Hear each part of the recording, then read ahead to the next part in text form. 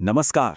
चलिए आज भारतीय इतिहास की एक ऐसी कहानी में चलते हैं जो बलिदान और रणनीति के बारे में हमारी सोच को शायद हमेशा के लिए बदल दे।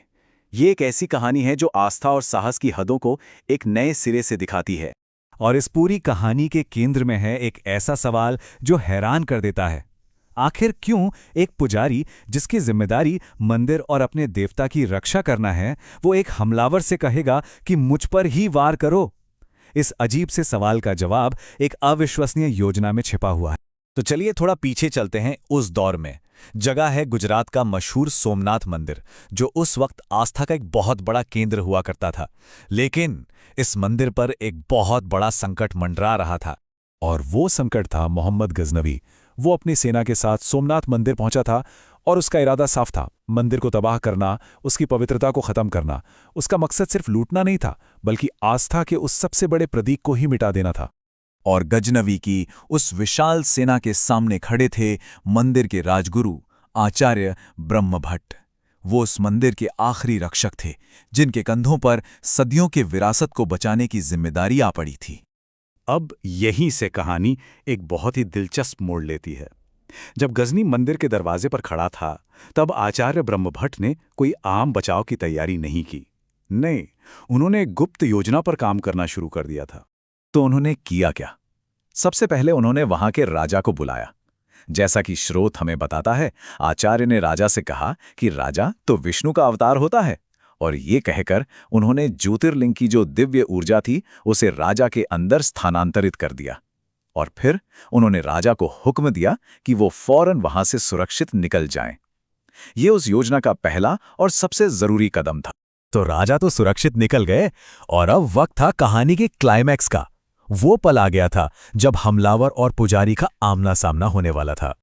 सोचिए, मोहम्मद गजनवी अपनी पूरी ताकत के साथ मंदिर के गर्भगृह में घुसता है, मूर्ति तोड़ने के लिए। पर उसे वहां कौन मिलता है?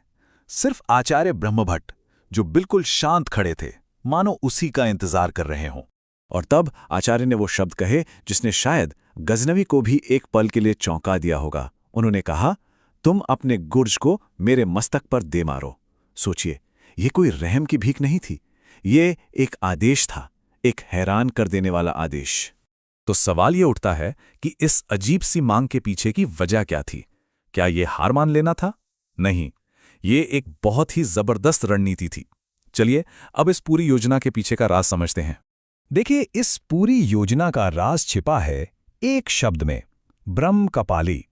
आचार्य ब्रह्मभट्ट को पता था कि हमारे मस्तिष्क के अंदर जो रक्त होता है उसे ब्रह्म कपाली कहते हैं, और ये रक्त परम पवित्र माना जाता है। आचार्य का प्लान ये था कि जब गजनवी उनके सिर पर अपने गुर्ज से मारेगा, तो उनका वो पवित्र ब्रह्म कपाली रक्त सीधा शिवलिंग पर बहेगा, और ये रक्त महादेव का आखिरी अभिषेक करेगा, एक तरह से एक पवित्र विसर्जन। तो यह देखिए, दोनों के मकसद में जमीन आसमान का फर्क था।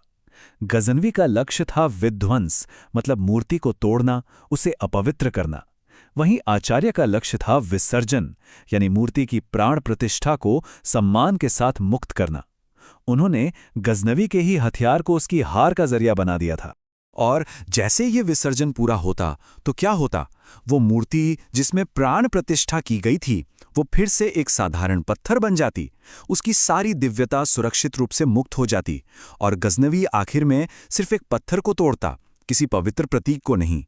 तो इस तरह से आचार्य ब्रह्मभट्ट का ये बलिदान सिर्फ एक मौत बनकर नहीं रह गया, ये एक अमर विरासत बन गई, जो हमें सिखाती है कि त्याग का असली और गहरा मतलब क्या होता है। तो इस स्रोत से क्या बातें निकल कर आती हैं? पहली, कि आचार्य का बलिदान कोई हार नहीं थी, बल्कि एक बहुत सोची समझी रणनीति थी।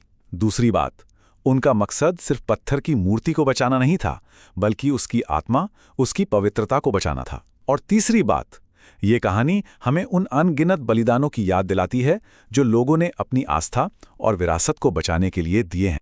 और आखिर में ये कहानी हमें एक बहुत गहरे सवाल के साथ छोड़ जाती है कि त्याग और रक्षा के बीच आखिर रिश्ता क्या है? क्या कभी कभी किसी चीज को बचाने का सबसे अच्छा तरीका सबसे बड़ा त्याग करना ही होता है? इस पर सोचिएगा जरूर।